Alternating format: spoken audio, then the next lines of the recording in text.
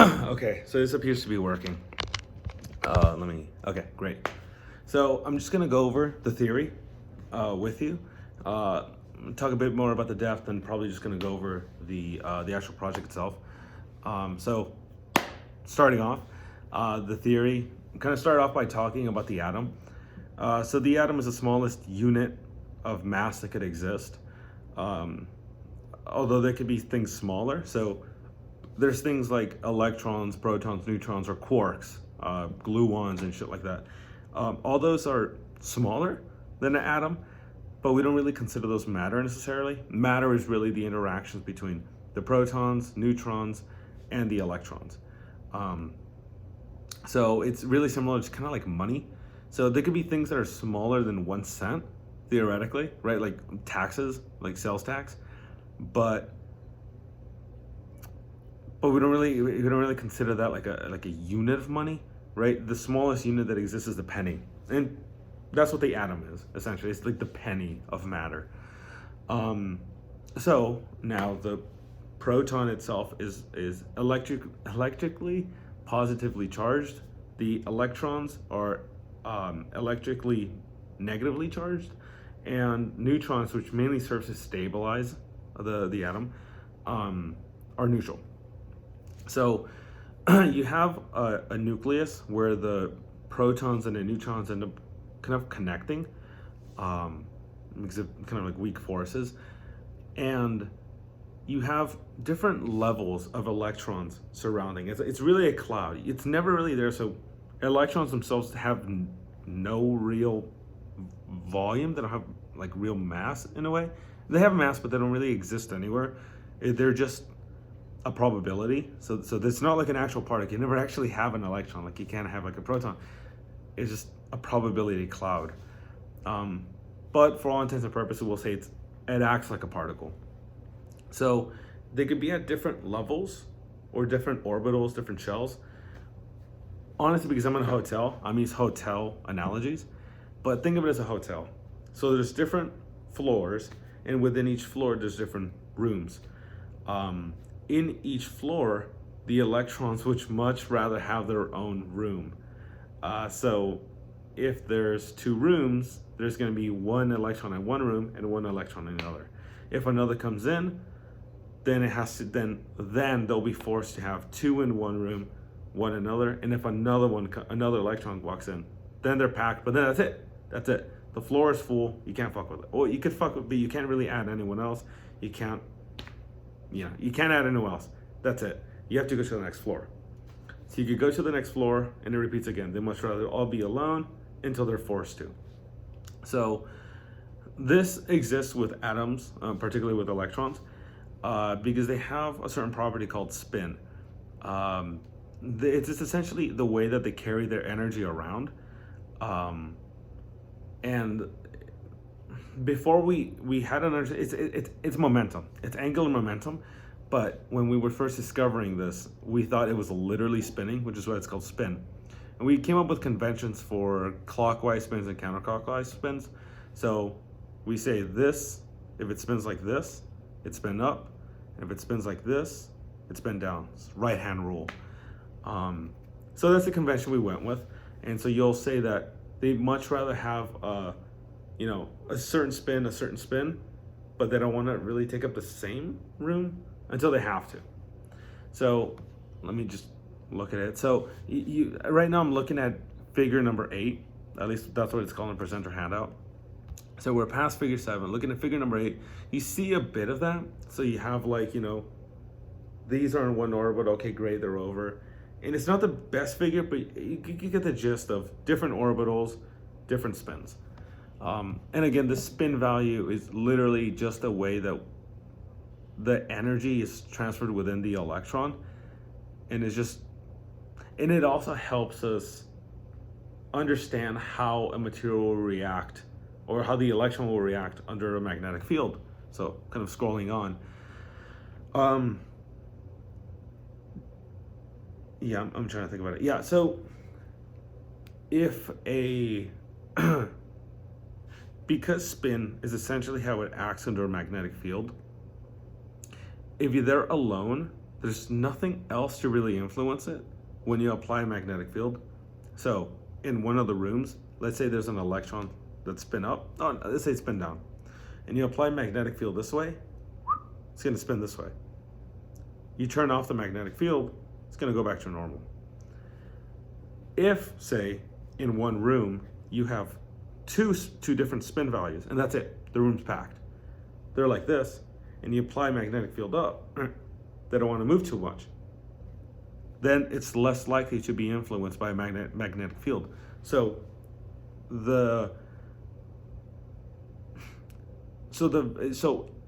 knowing if a material tends to have electron rooms that are empty lets you know how magnetic it can be, or how it reacts to a magnetic field.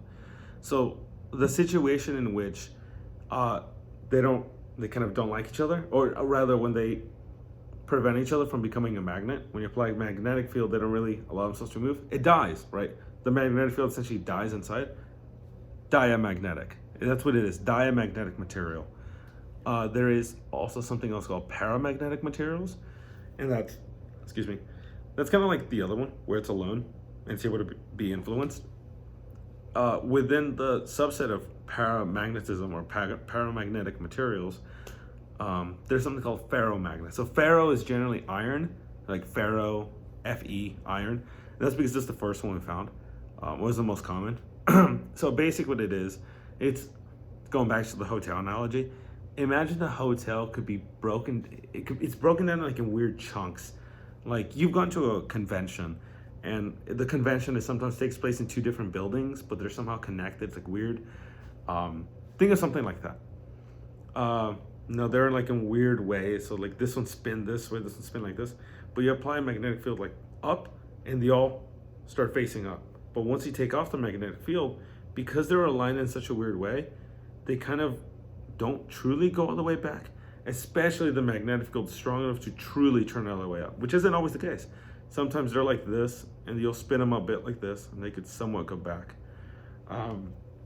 So when you make them go all the way up, it's called saturation. And the best way I could put it, and luckily I have some plastic, it's like plastic.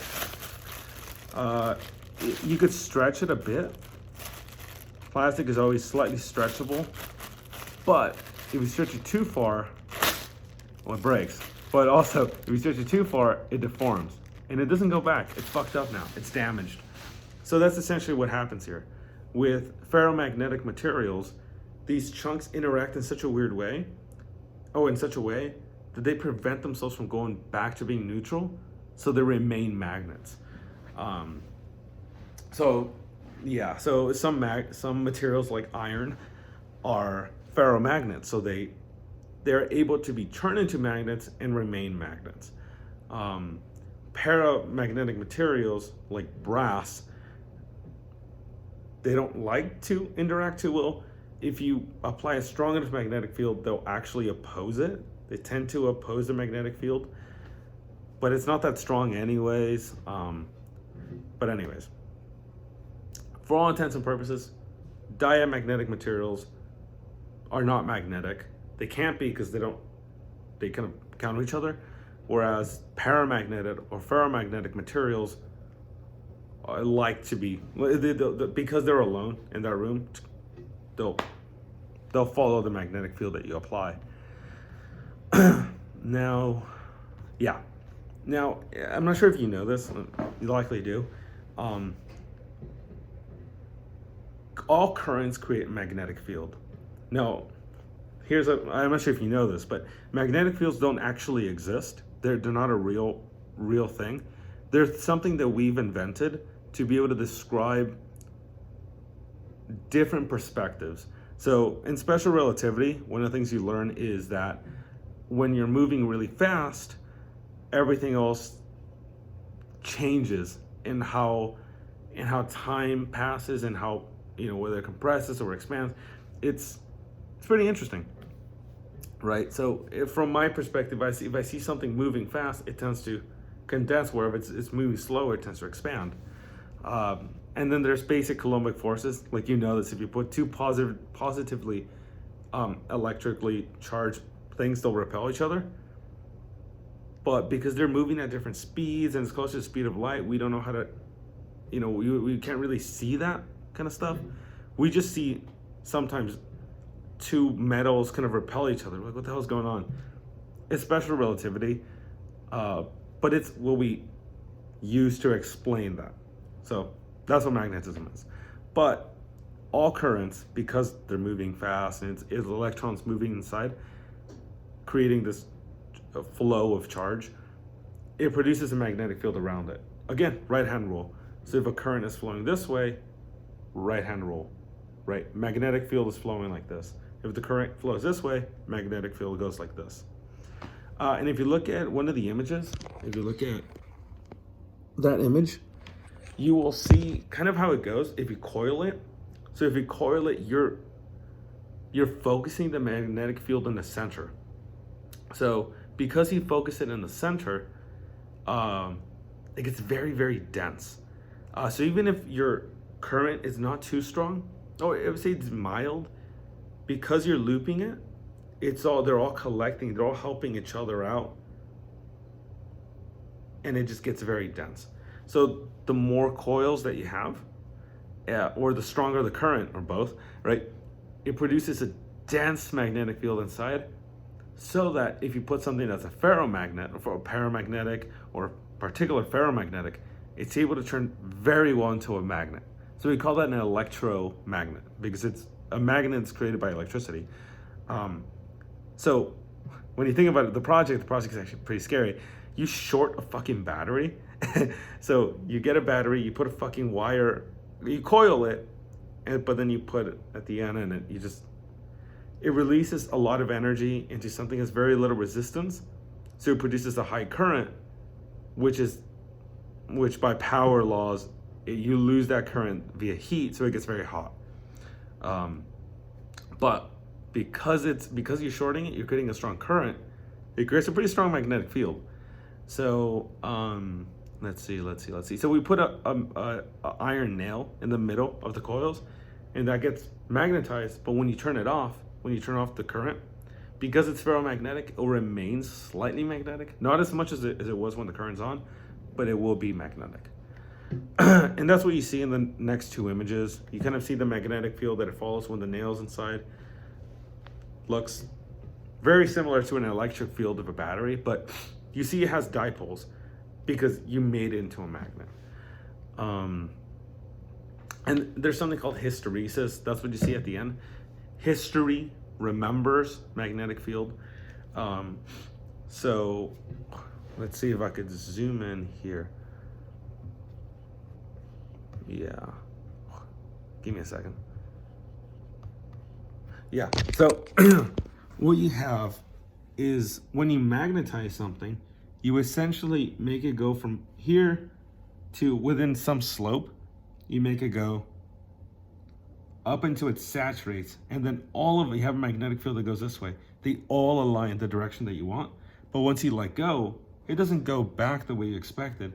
It goes back this way.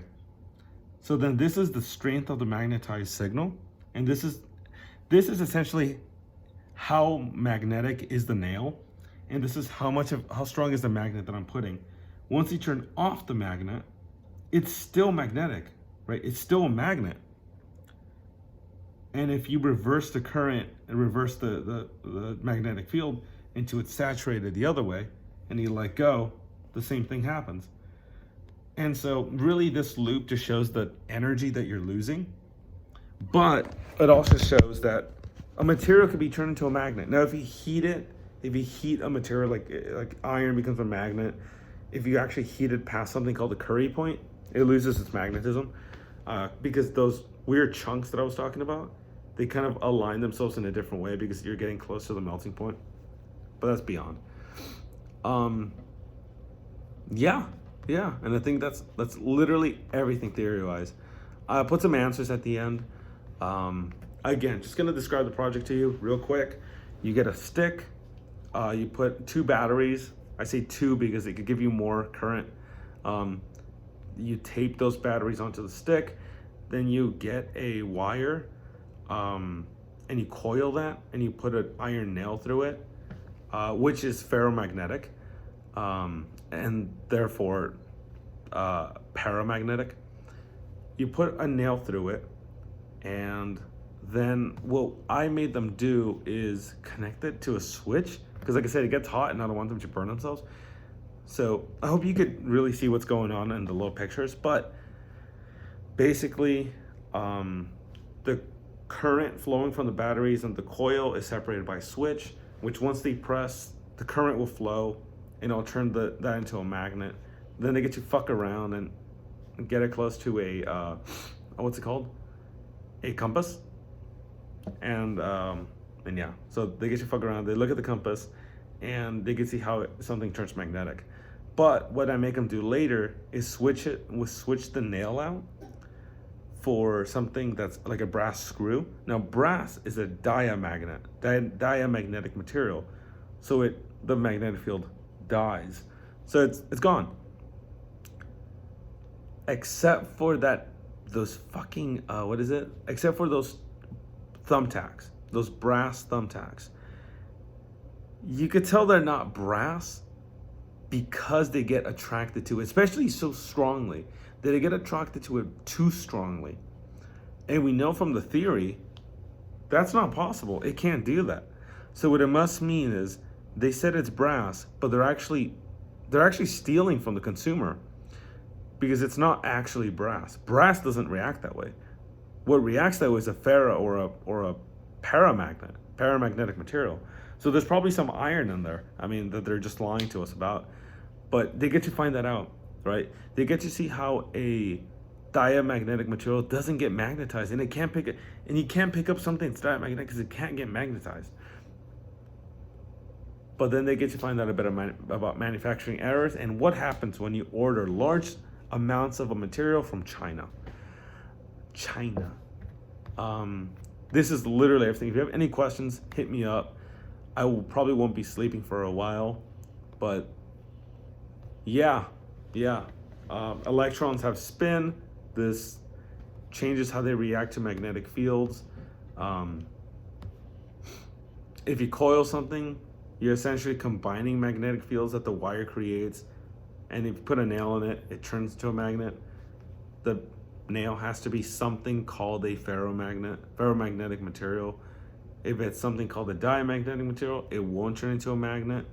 And ferromagnetic materials remember if they're magnets, so they remain being magnets. And that's it.